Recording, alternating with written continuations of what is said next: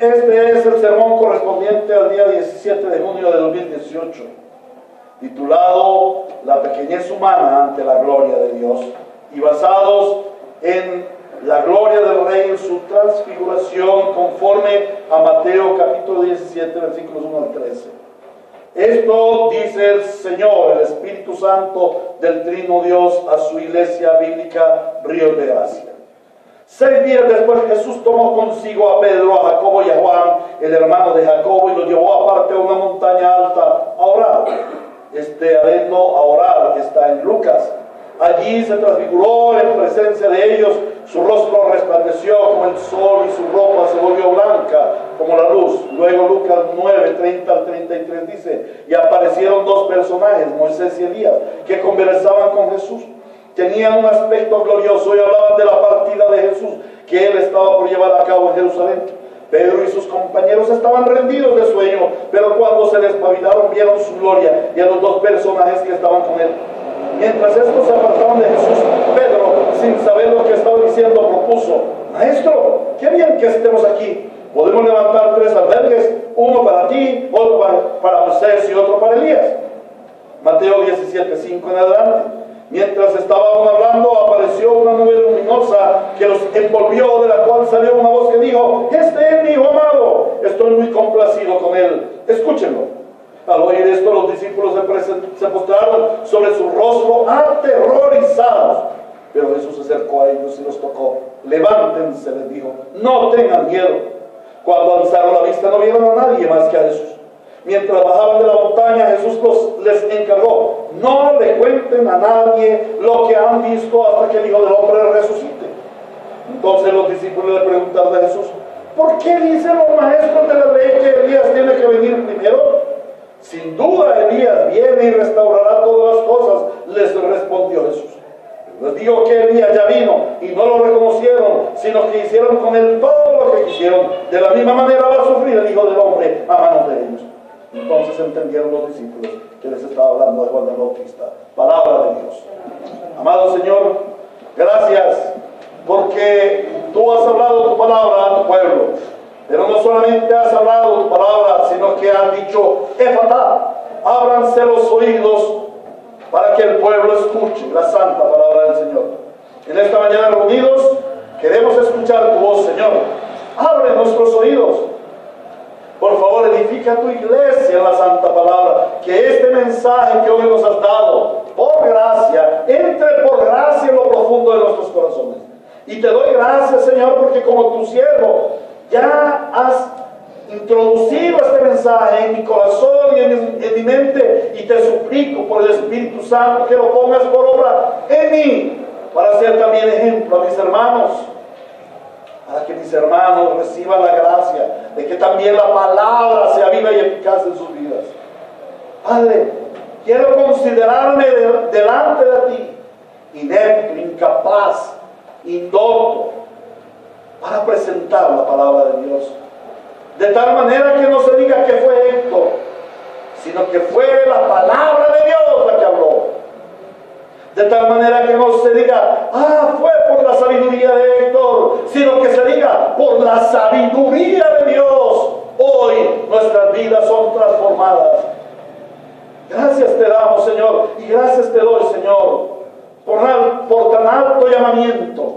Y te suplico que tomes control de mi vida para exponer ante mis amados hermanos la palabra de Dios de la manera que tú has determinado que así sea. Para que toda la honra, para que toda la gloria, para que todo el júbilo y el gozo sea para ti, oh Señor Dios de los cielos. En Jesucristo nuestro Redentor te lo suplicamos. Amén y amén. Bueno, hermanos, estamos llegando al tercer sermón basado en este texto tan importante sobre la transfiguración del Señor en aquel monte. En los dos primeros sermones contemplamos la gloria de Cristo. Y es hermoso haber conocido esa manifestación gloriosa y haber visto cómo aquellos 3 apóstoles tuvieron esa experiencia tan maravillosa. Pero ahora nos vamos a dirigir a observar cuál fue la actitud de los apóstoles ante la gloria de Cristo. Y vamos a mirar cómo es que ellos evidenciaron su humanidad, su pequeñez, su insuficiencia ante la gloria de Dios. El tema sobre la pequeñez del ser humano en este presente estado caído es permanente en la Biblia. Desde el principio, desde Génesis 4, el Señor nos está presentando la precariedad del ser humano. Sin embargo, el hombre, por haber caído en el pecado, se convirtió en arrogante, en importante. Uno de los aspectos de nuestra sociedad moderna es que los hombres quieren ser importantes. Todos quieren ser importantes. Todos queremos ser importantes. Es curioso. El Señor ha llamado en la iglesia a algunos a ser pastores. Y la gente piensa que el puesto más importante de la iglesia es el del pastor. Y esto es falso.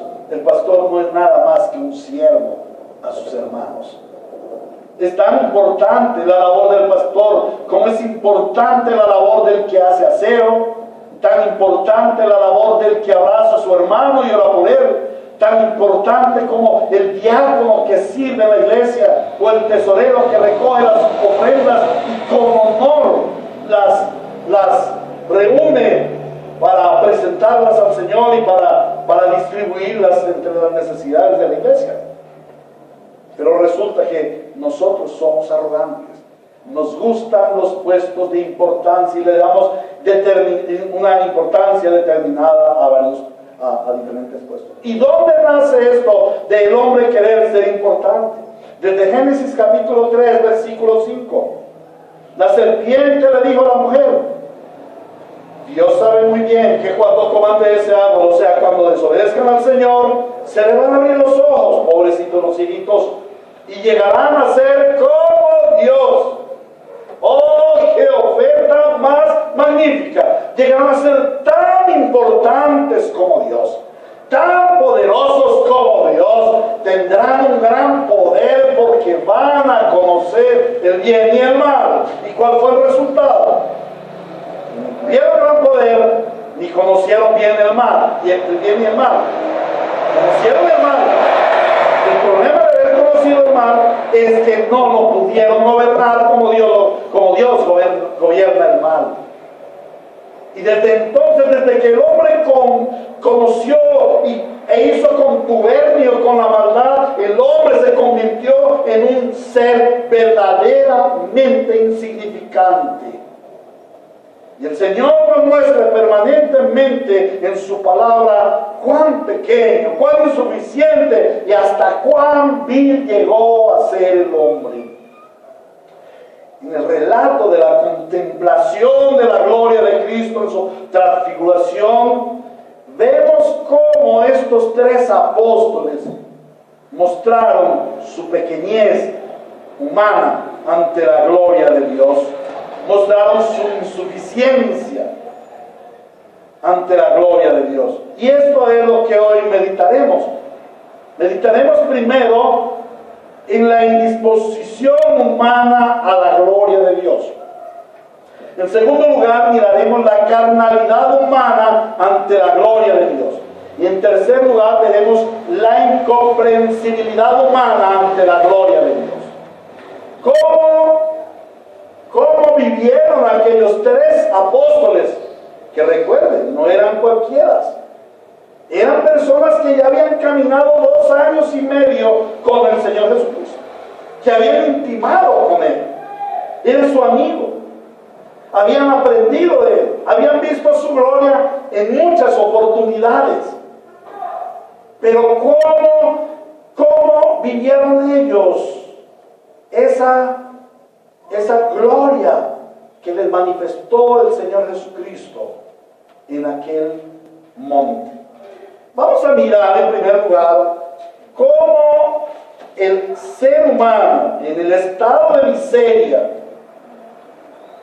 en el estado de precariedad en el que vivimos por causa del pecado, tiene una indisposición humana a la gloria de Dios, o tiene una indisposición hacia la gloria de Dios. Dice el versículo 1: 6 días después, Jesús tomó consigo a Pedro, a Jacobo y a Juan, el hermano de Jacobo, y los llevó aparte a una montaña alta a orar.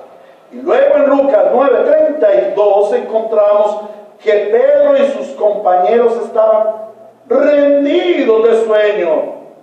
Pero cuando se despabilaron, vieron la gloria, su gloria, la gloria de Cristo, y a los dos personajes que estaban con él. El Señor llevó a sus discípulos al monte a orar. ¿Por qué llevó a sus discípulos al monte a orar? Porque era costumbre del Señor Jesús. Y no solamente era costumbre del Señor Jesús, sino que era la costumbre de todos los hombres ejemplares del Antiguo Testamento. Lo que estaba escrito, lo que Pedro, Juan y Jacobo conocían del Antiguo Testamento. Lo hicieron Moisés, David, Gedeón. Todos estos hombres tenían la costumbre de orar, de tener intimidad con Dios. Un hombre de Dios es un hombre de oración, es un hombre que entra en intimidad con Dios. Y este es el propósito por el cual Dios creó al hombre, que el hombre esté en intimidad con Él, que Él esté en intimidad con nosotros. Y este es el deleite de Dios con nosotros. ¿En qué se deleita Dios con nosotros? En que hacemos muy buenas obras, en que no somos groseros, en que no, Él se deleita en tener intimidad con nosotros como sus hijos. Como un padre se deleita con sus hijos. Y aquí muchos de ustedes, en medio de esta sociedad paisa que es tan familiar, que tiene tanta honra, tanto honor por los padres, podemos ver cómo un padre o una madre se deleita al reunir a sus hijos y el estar en comunión, aunque sea un domingo por mes. Es una práctica en nuestras casas, en nuestras familias, reunirse al menos un dominguito al mes, toda la familia, y estar con los padres, con los abuelos. Bueno, eso no proviene de nuestra bondad de corazón, eso proviene de que Dios nos creó como Padre y nos hizo sus hijos en la redención para tener una relación de intimidad con nosotros. Él se deleita en esta intimidad. Y esto es lo que el Señor Jesús estaba enseñando a sus discípulos en esta experiencia. El Señor Jesús les llevó a intimidad con Dios para que vieran la gloria de Dios. Sin embargo, el relato nos dice que los tres apóstoles se rindieron al sueño, fueron vencidos. Podríamos decir que quizás fue el cansancio de la jornada, o a lo mejor ya era muy tarde.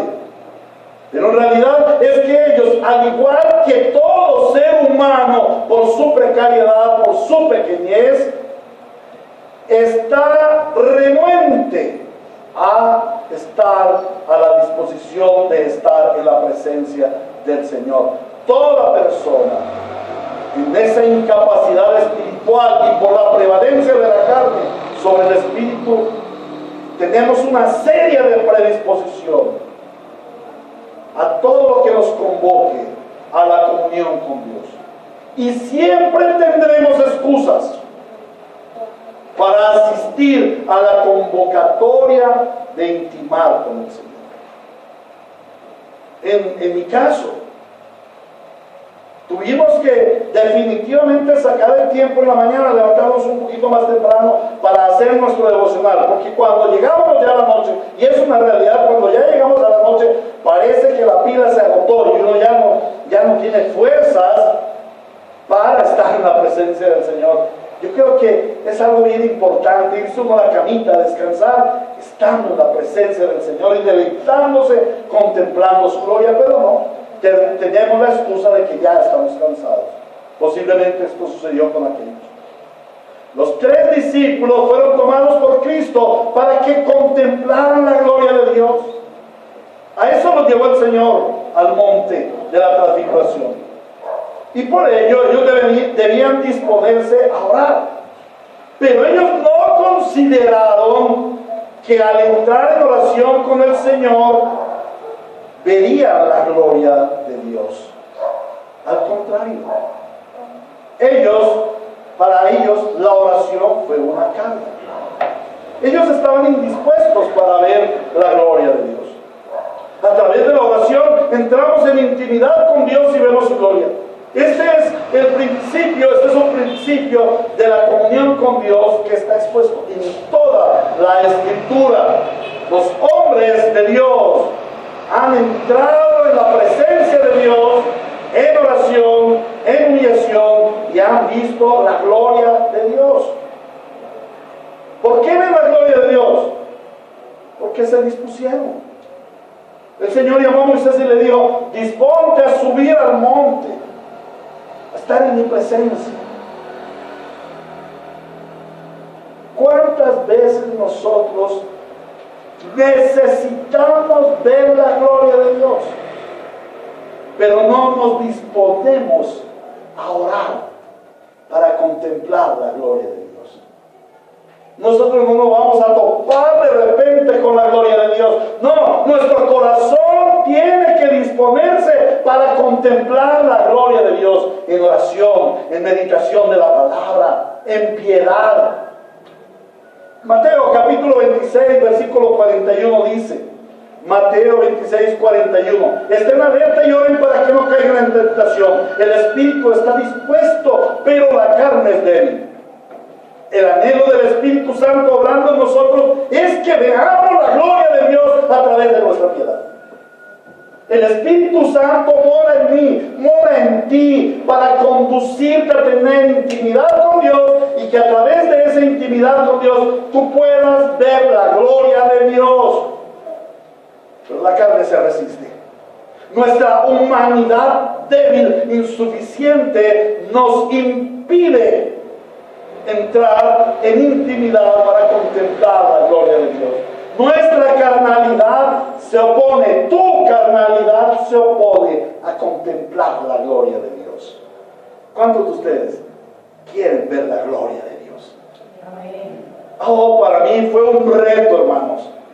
Para mí fue un reto al preparar este sermón y decir: oh Señor, ¿en cuánto necesito ver tu gloria? Ahora me doy cuenta de que mi carnalidad me impide buscar tu rostro y ver tu gloria. De una cosa estoy seguro, que cuando he venido a la presencia de mi Señor, he visto su gloria. Y Él ha obrado de una manera realmente maravillosa. Amén. No haciendo lo que yo quiera, sino obrando en su perfecta voluntad y llevándome por su camino. ¿En cuántos aspectos de tu vida necesitas ver la gloria de Dios? ¿Por qué no estás viendo la gloria de Dios en tu vida? A veces nos quejamos: ay Señor, pero es que esta carga de matrimonio. Ay Señor, pero es que la carga de vivir en esta nación en guerra. Ay Señor, pero la carga de mis hijos que están metidos en las drogas, o que están metidos en vicios, en cosas así. Ay Señor, pero esta falta de plata. ¿Por qué no ves la gloria de Dios? Porque tu carne se resiste. Porque hay en ti indisposición a buscar el ver la gloria de Dios. Y este es el reto del Señor para ti en esta mañana. Amado hermano, lucha contra tu indisposición carnal para entrar en la gloria de Dios a través de la piedad. Concéntrate, medita, hermano. Y este fue el principio que me di cuenta. ¿Por qué aquellos discípulos no tenían disposición en su corazón para ver la gloria de Dios? Porque ellos no pensaban que al orar veían la gloria de Dios. Y eso es lo que nosotros pensamos. Ir al culto, es una carga, estoy tan cansado, toda la semana trabajando. Ir a la oración en semana, no, todo el día trabajé, estoy cansado, estoy vencido del sueño. Ir allá y estar una hora en oración, eso es aburrido. Claro, para ti es aburrido porque no estás meditando que el fin de esa oración, que el fin de esa devoción te va a conducir a contemplar la gloria de Dios. Debes ser consciente de cuál va a ser el final de tu disposición para entrar en la oración, en la palabra, en la devoción. Tu fin es que vas a ver la gloria de Dios. ¿Quieres ver la gloria de Dios? ¿Quieres ver la gloria de Dios? Entonces lucha contra esa indisposición de tu carne para ver la gloria de Dios. En segundo lugar, y hablando de la carne, vamos a hablar de la carnalidad, o vamos a ver la carnalidad humana ante la gloria de Dios. Mateo 17:4. Pedro le dijo a Jesús: Señor, qué bien que estemos aquí. Si quieres, levantaré 3 albergues, uno para ti, otro para Moisés y otro para Elías. Lucas 9:33 dice: estos se apartaron de Jesús. Pedro, sin saber lo que estaba diciendo, propuso: Maestro, qué bien que estemos aquí. Podemos levantar 3 albergues, uno para ti, otro para Moisés y otro para Elías. Esta propuesta de Pedro de levantar 3 albergues es fruto de su carnalidad. Y esa carnalidad de Pedro lo llevaba a ser impulsivo. Dice que él propuso esto sin saber lo que estaba diciendo, sin reflexionar. Fue un impulso de su carnalidad. Pedro deseaba que Jesús y los 2 acompañantes que provenían del cielo se quedaran en el monte por un buen tiempo. Y para ello, lo más prudente era hacerles 3 albergues, 3 casitas, en donde los 3 iban a estar resguardados. Ahora, la pregunta es: ¿necesita un ser glorificado tener protección terrenal? ¿Necesita un ser glorificado guarecerse de la lluvia o del viento? Miren, había un resplandor en ellos, la gloria de Dios estaba en ellos. Jesucristo brillaba en todo su resplandor. ¿Sería que él necesitaba una camita para dormir? Pero en su carnalidad no podía comprender el aspecto espiritual de la transfiguración. Para él era importante que los 6 se quedaran por un tiempo en el monte. Y después de contemplar esta maravillosa gloria de Dios manifestada en Cristo, lo mejor era quedarse allí. ¡Ay, qué rico quedarnos aquí! ¿Para qué bajar otra vez al valle? Donde está el sufrimiento, el dolor, la angustia, el mundanal ruido, el poco de gente pidiendo que lo sanaran y todo eso. Él quería la tranquilidad del monte, de la gloria de Dios. Pero resulta que ese no es el llamado de Dios para nosotros en esta tierra. El Señor dice que en esta tierra veremos la gloria de Dios, disfrutaremos de la gloria de Dios y descansaremos en la gloria de Dios, y colorín colorado este cuento se acabó. No, el Señor dice: en el mundo tendréis aflicciones, pero no os preocupéis, yo he vencido al mundo. Vean mi gloria. ¿Nos muestra el Señor allí? Vean mi gloria, porque yo vencí al mundo. Vivan para mi gloria. Pero mientras tanto en este mundo sufran.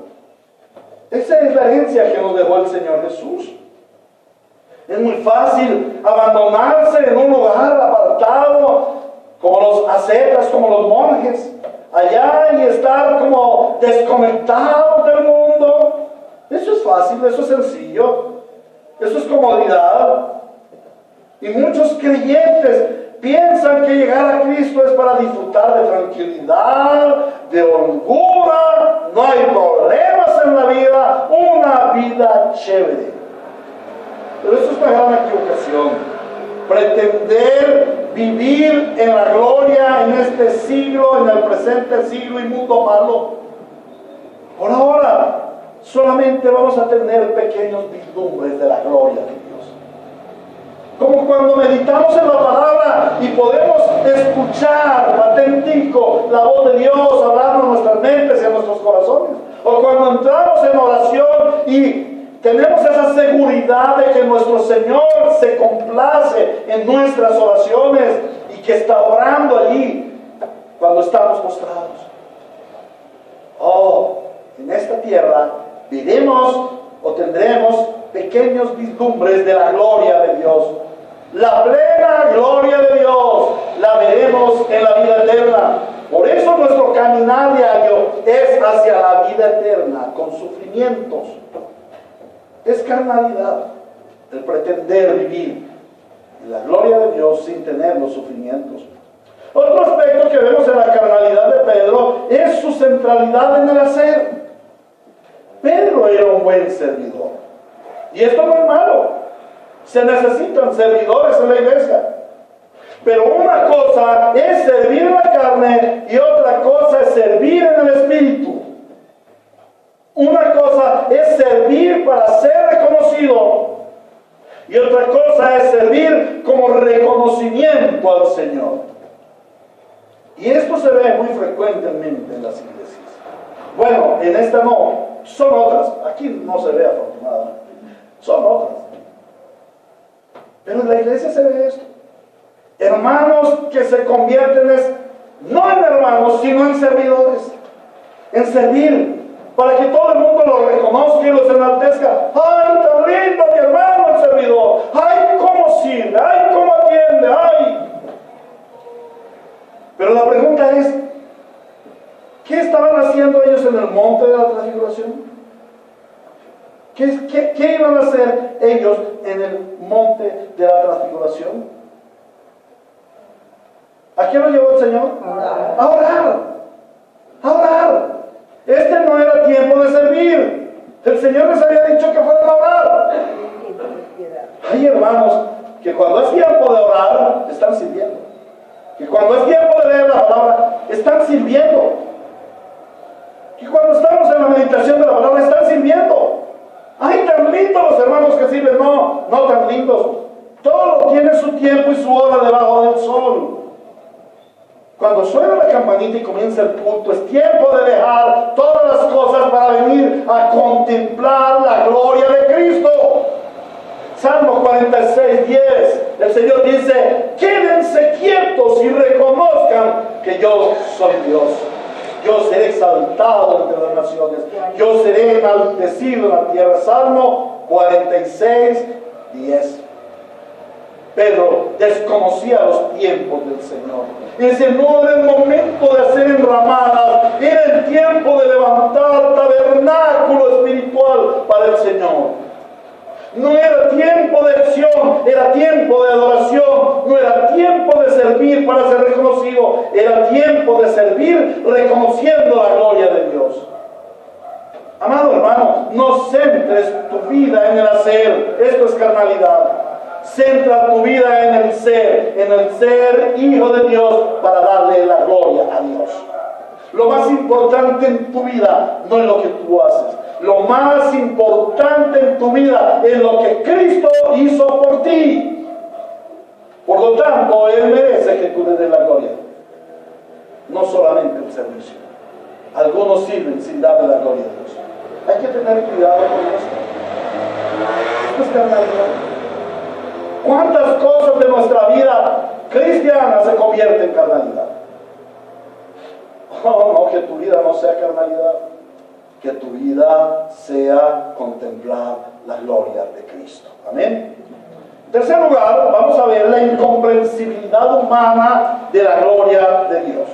Mateo 17:5 dice, mientras aún estaba hablando, apareció una nube luminosa que los envolvió, de la cual salió una voz que dijo, este es mi Hijo amado, estoy muy complacido con él, escúchenlo. Al oír esto, los discípulos se postraron sobre su rostro aterrorizados. Pero Jesús se acercó a ellos y los tocó. Levántense, les dijo, no tengan miedo. Y es realmente asombroso. Al estar meditando en el texto me di cuenta de esto. los tres apóstoles vieron a Cristo en la gloria de Dios. Ellos vieron, alcanzaron a ver, se despabilaron, se despertaron. ¿Qué vieron? Estaban dormidos. Uy, se despertaron. ¿Qué fue lo primero que vieron? ¡Wow! Cristo en la gloria de Dios, resplandeciente. Y habían otros dos personajes allí, Moisés y Elías. El Espíritu en su corazón, en su interior, les hizo saber que eran Moisés y Elías. Ya hemos visto esto en los anteriores sermones. ¿Y qué sucedió con ellos al ver aquellos tres seres celestiales llenos de la gloria de Dios? Vamos a hacer tres casitas, movámonos, señores. Pero de repente vino una gran nube luminosa, una nube resplandeciente, la nube de la gloria de Dios, la presencia misma de Dios. Y se oyó una voz en los cielos. ¿Tú te imaginas esa voz? ¿Cómo sería esa voz? ¿Cómo sería esa voz? Retumbando. Y no solamente retumbando en la atmósfera, retumbando en los corazones de aquellos tres apóstoles. Y esa voz les dijo: este es mi Hijo amado, en él me complazco. A él escuchen. Me imagino esa voz, que es la palabra de Dios penetrando lo más profundo de sus corazones. Y en ese momento, ¿qué hicieron ellos? Se postraron en tierra. Se postraron en tierra. Se llenaron de terror. Sí, el temor reverente es santo. Pero ¿saben una cosa? Este terror no era un terror reverente. Era miedo. Era temor de muerte. Porque los discípulos no habían comprendido la deidad de Cristo y su ministerio mesiánico. Ellos no comprendían el alcance de la salvación en Cristo.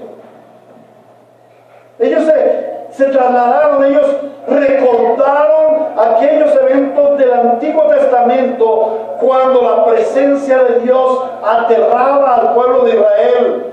Y entonces los judíos se escondían, se inclinaban, no querían ver la gloria de Dios, no querían escuchar sus palabras, y dijeron a Moisés: Moisés, habla tú con nosotros, con él nos va a destruir. ¿Se acuerdan al papá de Sansón? Cuando vio el ángel y dijo: ¡ay, mis ojos han visto al ángel de Jehová, ahora voy a morir! Ellos tenían un terrible temor al oír, al ver la gloria de Dios. Isaías capítulo 6 versículo 5 dice: entonces grité, Isaías gritó: ¡ay de mí que estoy perdido! Soy un hombre de labios impuros y vivo en medio de un pueblo de labios blasfemos, y no obstante mis ojos han visto al Rey, al Señor Todopoderoso. A mí me extraña cómo es que aquellos tres apóstoles estuvieron 3 años con el Rey, con el Señor Todopoderoso. Lo vieron, caminaron con Él, vieron sus milagros, vieron cómo caminó sobre las aguas, vieron cómo echaba fuera los demonios, y nunca lo vieron como el Señor, el gran Rey, Dios Todopoderoso. Pero al oír la voz del Padre, inmediatamente se postraron, quizás pensando: somos hombres muertos. ¿Pero por qué pensaban que eran hombres muertos? Porque a pesar de haber andado con Cristo, no comprendían que Cristo era su Salvador. Pedro y los otros apóstoles vieron a Cristo como un ser natural, no como el Salvador. De hecho, vemos a Pedro proponer que hacer 3 cabañas. ¿Por qué? Él estaba dándole un trato al Señor Jesús como un igual a los 2 profetas. Él pensó que los 3 eran 3 profetas.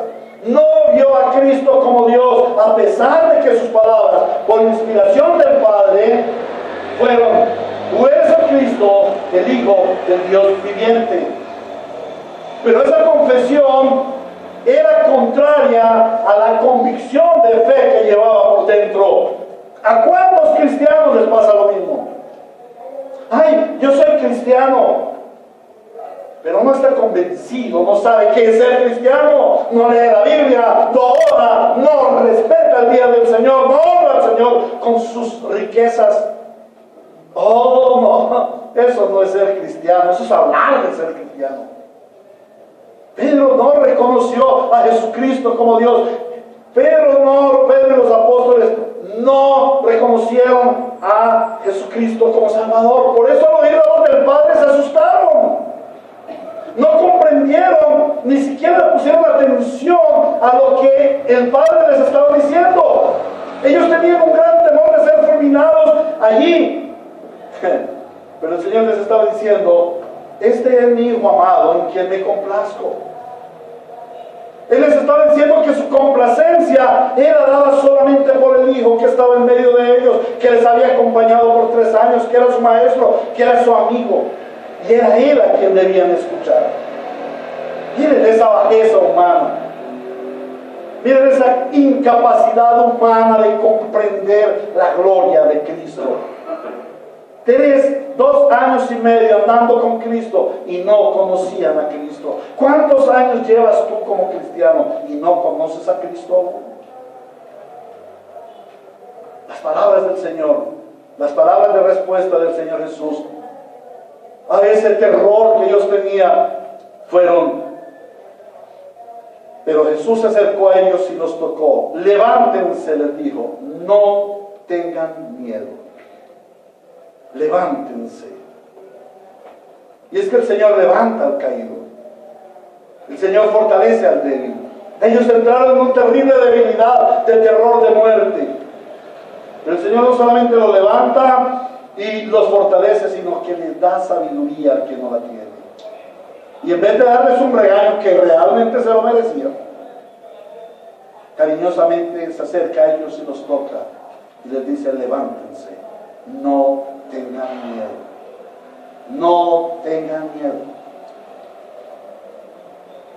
Hace algunos años todavía hacía el ejercicio de decirle a la iglesia: ojalá y el Señor viniera esta tarde por nosotros. Pastor, no diga esas cosas. No diga esas cosas. ¿Cómo así que el Señor nos lleve? No diga esas cosas. Que se espere otro ratico. ¿Por qué? Porque siendo cristianos le tenemos temor a la venida del Señor. ¿Qué tal que ahora viniera el Señor? En las nubes, rodeado de ángeles. ¿Qué tal que ahora ustedes oyeron el sonar de la gran bocina, el sonar de la gran trompeta? ¿Cuántos correrían disparados, asustados? ¡Ah, Señor, ten misericordia de nosotros! Y alárgale por lo menos un día a este mundo, a ver si alcanzo a arreglar las cosas, a ver si alcanzo a arrepentirme de mis pecados. Decimos ser cristianos, pero no conocemos a Cristo nuestro Redentor. Y eso fue lo que les pasó a ellos. Y el Señor Jesucristo dice: no tengan miedo. Amados hermanos, si el Señor viniera en 5 minutos por nosotros, no tengan miedo. No tengan miedo. ¿Por qué no tengan miedo? Porque Jesús es Dios librándonos de la ira de Dios. ¿Por qué tenemos miedo? Porque sabemos que la ira de Dios está sobre el pecador. Y sabemos que nosotros hemos pecado. Y sabemos intelectualmente que Cristo nos perdonó de nuestros pecados. Pero ese saber intelectual no ha bajado al corazón. Cristo perdonó tus pecados. No tengas miedo. No tengas miedo de la gloria de Dios. Al contrario, por el perdón de los pecados en Cristo, acércate a la gloria de Dios y verás la gloria de Dios venciendo tu pecado. Esa es la forma. No es vence tu pecado para que veas la gloria de Dios. No, tú no podrás vencer tu pecado. Tú no podrás vencer tu pecado.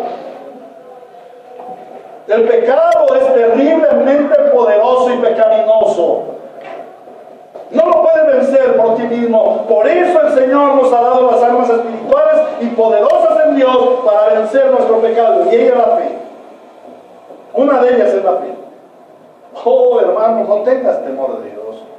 Temor de muerte de Dios. El Señor te dice: no tengan miedo. ¿Por qué no tener miedo? Porque Jesús es Dios, librándonos de la ira de Dios. Ahora, no me vayan a confundir. Yo no estoy diciendo que no tengamos temor reverente ante el Señor. No podemos acercarnos desfachatadamente al Señor y decirle: hola Dios, ¿cómo estás? Hola Jesús, ¿qué hay de ti? No, hermanos.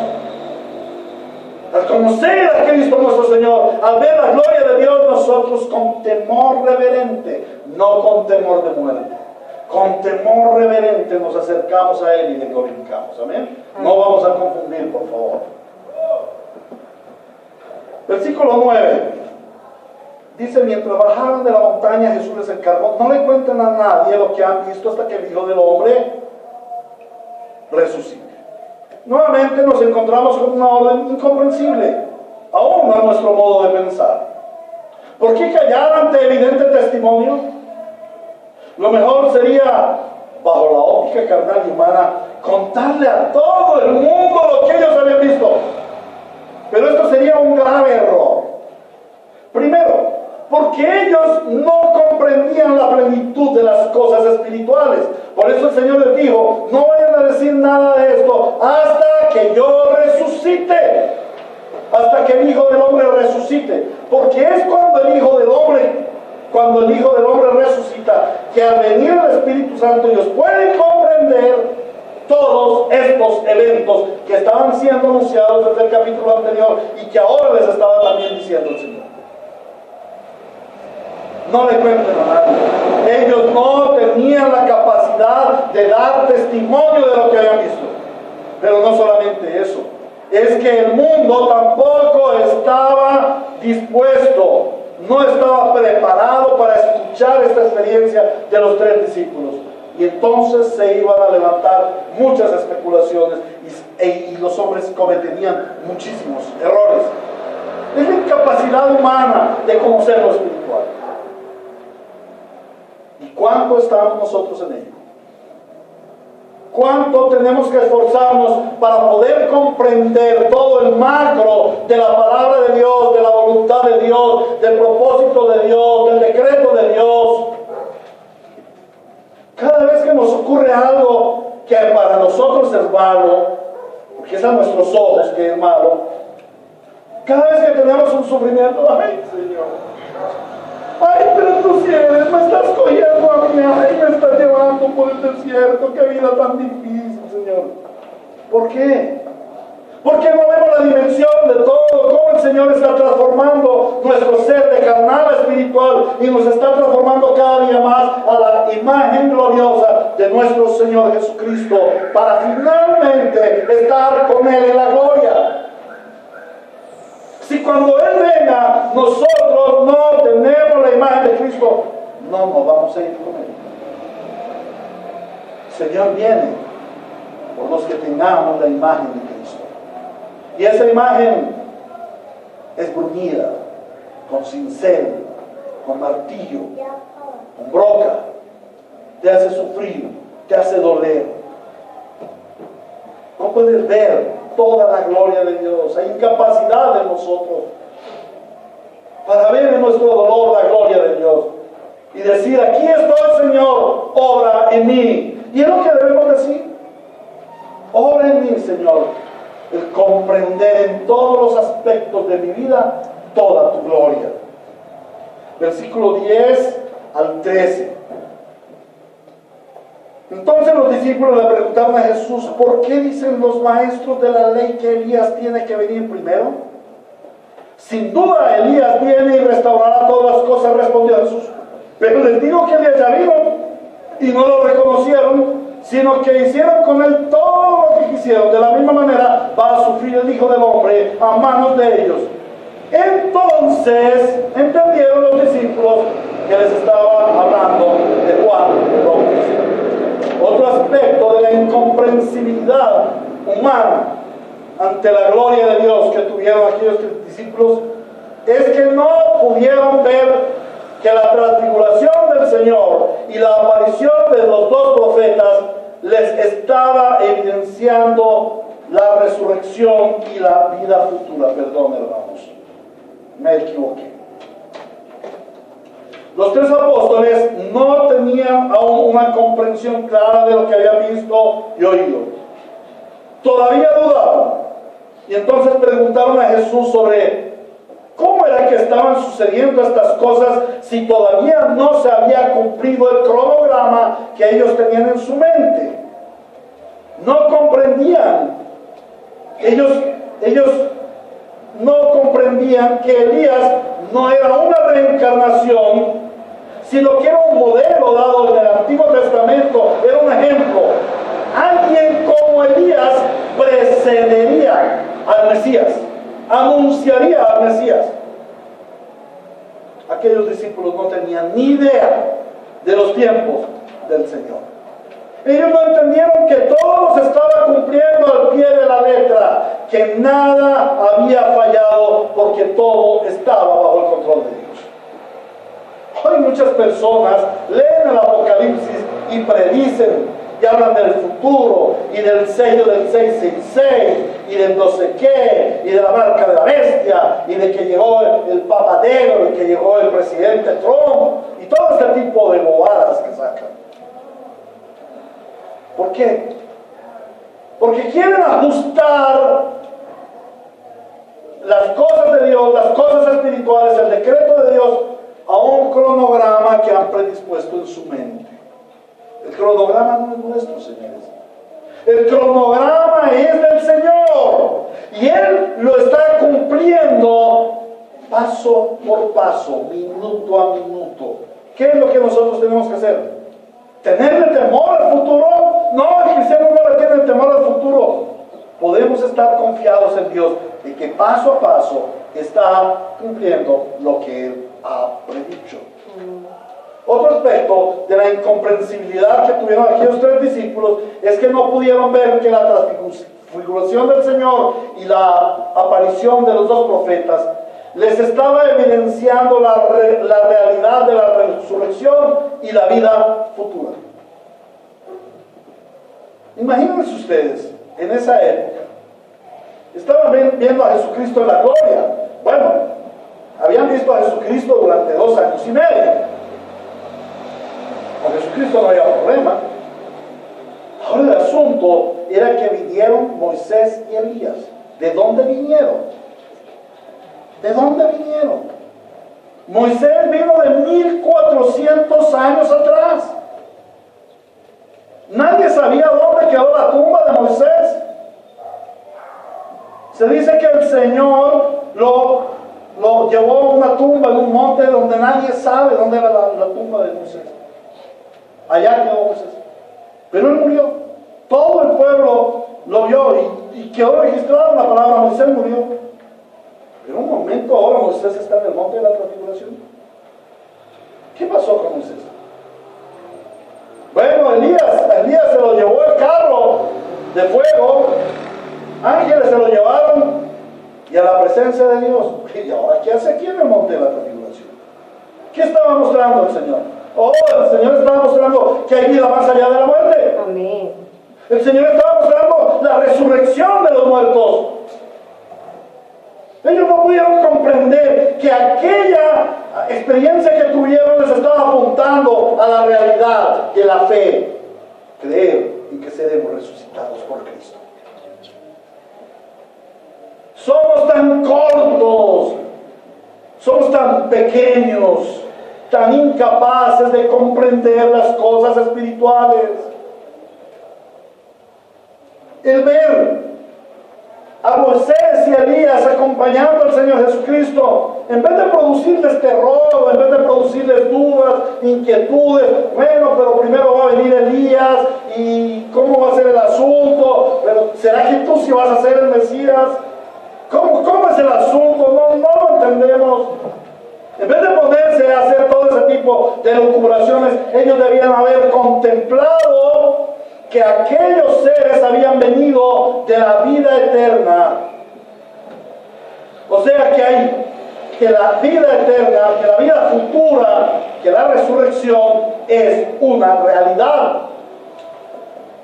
Y debieron haberse regocijado por ello. Pero no, ellos no se regocijaron. Oh, Señor, después de esta vida hay una vida ulterior, hay una gloria que nos espera. No, ellos no contemplaron eso. Pero ¿saben una cosa? Para ellos era difícil comprenderlo, porque ellos tenían unos paradigmas de su vida como judíos. Ellos estaban en un tiempo de transición, el tránsito entre el antiguo Israel y la iglesia. Pero nosotros tenemos toda la palabra, toda la revelación de la gloria de Cristo. A nosotros clara y suficientemente se nos ha hablado de la gloria venidera. Se nos ha hablado del reino eterno en Cristo. Se nos ha hablado de la vida eterna. Pero aún así persistimos en vivir en la carnalidad humana. Y les recuerdo, una de las frases que más me ha impactado: el pueblo cristiano es un pueblo que vive con los pies bien puestos en la tierra, pero siempre con los ojos mirando al cielo, porque Cristo vendrá en su gloria y nos llevará. Amén. Y si Cristo vendrá en su gloria y nos llevará, pues hermanos, debemos estar preparados para eso y no para eso. Lo de esta tierra es tan pasajero, es tan liviano, es tan sin valor, que en nada se comparan los sufrimientos de esta vida a la dicha eterna de la gloria venidera en Cristo. Vivamos para la gloria venidera en Cristo. Amado hermano, evalúa tu nivel de incomprensibilidad de las cosas de Dios. Hoy día tenemos mucha más luz que la que tuvieron aquellos 3 discípulos. Sin embargo, no alcanzamos a comprender la gloria de Dios. Amado hermano, cuidado en no comprender que Cristo es Dios y Redentor, y centrar tu fe en su obra terrenal a tu favor, en venir a Cristo para recibir favores de Cristo. No centres tu vida en eso. El mayor favor de Cristo es la vida eterna, la vida venidera. Cuidado en no comprender los tiempos de Dios. Él, aunque no te parezca, está obrando en ti, y eso es lo perfecto. Él está en control. Y cuidado con no comprender que el plan de Dios y su gloria está en el mundo siglo venidero. Esta tierra y este tiempo son pasajeros. Centra tu vida en Cristo, viniendo en su gloria. Esa debe ser la centralidad de tu vida cristiana. Amén. ¿A qué conclusiones y aplicaciones hemos de llegar? Este pasaje nos ha enseñado que el hombre, aunque sea llamado por Cristo a ser su discípulo, es pequeño ante la gloria de Dios. Es insuficiente en sí mismo para contemplar la gloria de Dios. Es carnal ante la gloria del Dios Espíritu. Y no comprende la gloria de Dios, aunque la tenga enfrente en el más purísimo resplandor. Por ello, debemos humillarnos. No puede haber jactancia en ti. Por eso, humíllate ante la gloria del Señor. Y clama para que el Espíritu Santo te dé disposición para anhelar y buscar ver la gloria de Dios en tu vida.